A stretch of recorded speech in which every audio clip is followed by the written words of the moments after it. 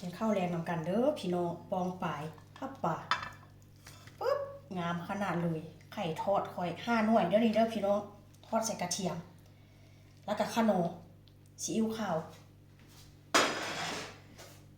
อันนี้เม็ดอันนั้นไหนพี่น้องตำอันก้านบรอกโคลีฮะนะ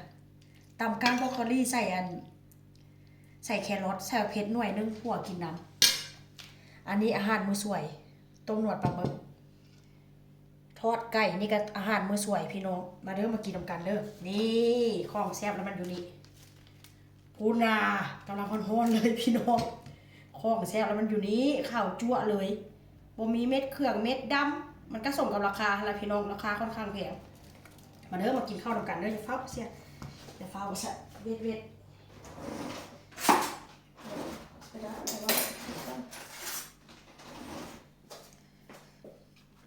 มาไข่เบิ่งไข่พี่น้องหน้านี่ก็ไม่ค่อยงาม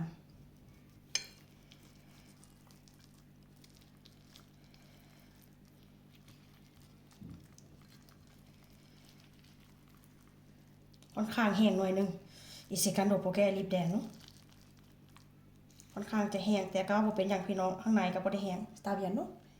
แม่งอ่ะปึ๊บป่ะตาป่ะแม่งอ่ะมาเด้อมากินข้าวนำกันเด้อพี่น้องมาเด้อ